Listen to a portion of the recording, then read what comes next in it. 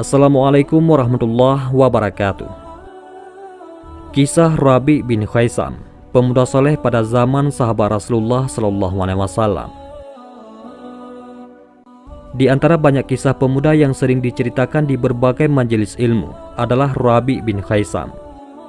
Beliau dikenal sebagai ulama tabi'in yang merupakan murid dari sahabat Abdullah bin Mas'ud radhiyallahu anhu. Sejak kecil sudah dikenal sebagai orang yang tekun beribadah. Kisah ini syarat dengan hikmah besar dan motivasi bagi para pemuda untuk beramal soleh. Dikisahkan, Rabi' bin Khaisam adalah seorang pemuda yang terkenal ahli ibadah dan tidak mau mendekati tempat maksiat sedikitpun. Jika berjalan, pandangannya teduh tertunduk. Meskipun masih muda, kesungguhan Rabi' dalam beribadah diakui oleh banyak ulama dan ditulis dalam banyak kitab. Imam Abdurrahman bin Ajlan meriwayatkan bahwa Rabi' bin Khaisam pernah sholat tahajud dengan membaca surah Al-Jasiyah. Ketika sampai pada ayat ke-21, ia menangis. Ayat itu artinya, apakah orang-orang yang membuat kejahatan itu menyangka bahwa kami akan menjadikan mereka sama dengan orang-orang yang beriman dan mengerjakan amal yang soleh, yaitu sama antara kehidupan dan kematian mereka. Amat buruklah apa yang mereka sangka itu. Seluruh jiwa Rabi' larut dalam penghayatan ayat itu. Kehidupan dan kematian orang berbuat maksiat dengan orang yang mengerjakan amal soleh itu tidak sama. Rabi' terus menangis sesenggukan dalam sholatnya. Ia mengulang-ulang ayat itu sampai terbit fajar. Kesalehan Rabi' sering dijadikan teladan. Ibu-ibu dan orang tua sering menjadikan Rabi' sebagai profil pemuda alim yang harus dicontoh oleh anak-anak mereka. Memang selain ahli ibadah, Rabi' juga ramah. Wajahnya tenang dan murah senyum kepada sesama. Namun, tidak semua orang suka dengan Rabi'. Ada sekelompok orang ahli maksiat yang tidak suka dengan kezuhudan Rabi'. Sekelompok orang itu ingin menghancurkan Rabi'. Mereka ingin mempermalukan Rabi' dalam lembah kenistaan. Mereka tidak menempuh jalan kekerasan, tapi dengan cara yang halus dan licik. Ada lagi sekelompok orang yang ingin menguji sampai sejauh mana ketangguhan iman Rabi'. Dua kelompok orang itu bersekutu. Mereka menyewa seorang wanita yang sangat cantik rupanya. Warna kulit dan bentuk tubuhnya mempesona. Mereka memerintahkan wanita itu untuk menggoda Rabi' agar bisa jatuh dalam lembah kenistaan. Jika wanita cantik itu bisa menaklukkan Rabi', maka ia akan mendapatkan upah yang sangat tinggi, yaitu sampai 1000 dirham. Wanita itu begitu bersemangat dan yakin akan bisa membuat Rabi' takluk pada pesona kecantikannya. Tatkala malam datang, rencana jahat itu benar-benar dilaksanakan. Wanita itu berdandan sesempurna mungkin. Bulu-bulu matanya dibuat sedemikian lentiknya.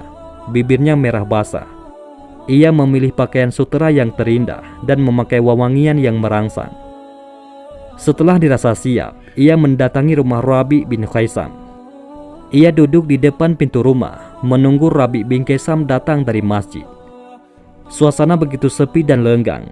Tak lama kemudian, Rabi' datang. Wanita itu sudah siap dengan tipu dayanya. Mula-mula ia menutupi wajahnya dan keindahan pakaiannya dengan kain hitam. Ia pun menyapa Rabi'. Assalamualaikum. Apakah Anda punya setetes air penawar dahaga? Waalaikumsalam. Insya Allah ada. Tunggu sebentar, jawab Rabi' dengan tenang sambil membuka pintu rumahnya. Ia lalu bergegas ke belakang mengambil air. Sejurus kemudian, ia telah kembali dengan membawa secangkir air dan memberikannya pada wanita bercadar hitam. Bolehkah aku masuk dan duduk sebentar untuk minum? Aku tak terbiasa minum dengan berdiri, kata wanita itu sambil memegang cangkirnya. Rabi' agak ragu, namun mempersilahkan juga setelah membuka jendela dan pintu lebar-lebar. Wanita itu lalu duduk dan minum. Usai minum, wanita itu berdiri. Ia beranjak ke pintu dan menutup pintunya. Sambil menyandarkan tubuhnya ke daun pintu, ia membuka cadar dan kain hitam yang menutupi tubuhnya. Ia lalu merayu Rabi' dengan kecantikannya. Rabi' bin Khaisam terkejut. Namun itu tak berlangsung lama. Dengan tenang dan suara berwibawa, ia berkata kepada wanita itu, Wahai saudari, Allah berfirman, sesungguhnya kami telah menciptakan manusia dalam bentuk yang sebaik-baiknya. Kemudian kami kembalikan dia ke tempat yang serendah-rendahnya. Allah yang Maha Pemurah telah menciptakan dirimu dalam bentuk yang terbaik. Apakah setelah itu kau ingin dia melemparkanmu ke tempat yang paling rendah dan hina, yaitu neraka? Saudariku, seandainya saat ini Allah menurunkan penyakit kusta padamu, kulit dan tubuhmu penuh parut busuk, kecantikanmu hilang, orang-orang jijik melihatmu, apakah kau juga masih berani bertingkah seperti ini? Saudariku, seandainya saat ini malaikat maut datang menjemputmu, apakah kau sudah siap? Apakah kau rela pada dirimu sendiri menghadap Allah dengan keadaanmu seperti ini? Apa yang akan kau katakan kepada malaikat mungkar dan nakir di kubur? Apakah kau yakin kau bisa mempertanggungjawabkan apa yang kau lakukan saat ini pada Allah di padang mahsyar kelak? Suara Rabi yang mengalir di dalam jiwa yang penuh cahaya iman itu menembus hati dan nurani wanita itu. Mendengar perkataan Rabi, mukanya menjadi pucat pasi, tubuhnya bergetar hebat, air matanya meleleh. Ia langsung memakai kembali kain hitam dan cadarnya, lalu keluar dari rumah Rabi dipenuhi rasa takut kepada Allah Subhanahu wa Ta'ala. Perkataan Rabi itu terus terngiang di telinganya dan menggedor dinding batinnya, sampai akhirnya jatuh pingsan di tengah jalan. Sejak itu ia bertobat dan berubah menjadi wanita ahli ibadah. Orang-orang yang hendak memfitnah dan mempermalukan Rabi kaget mendengar wanita itu bertobat. Mereka mengatakan, malaikat apa yang menemani Rabi? Kita ingin menyeret Rabi berbuat maksiat dengan wanita cantik itu. Ternyata justru Rabi yang membuat wanita itu bertobat. Rasa takut kepada Allah yang terbit dalam hati wanita itu sedemikian dahsyatnya. Berbulan-bulan ia terus beribadah dan mengimba ampunan dan belas kasih Allah Ta'ala. Ia tidak memikirkan apa-apa kecuali nasibnya di akhirat. Ia terus sholat, bertasbih, berzikir dan puasa.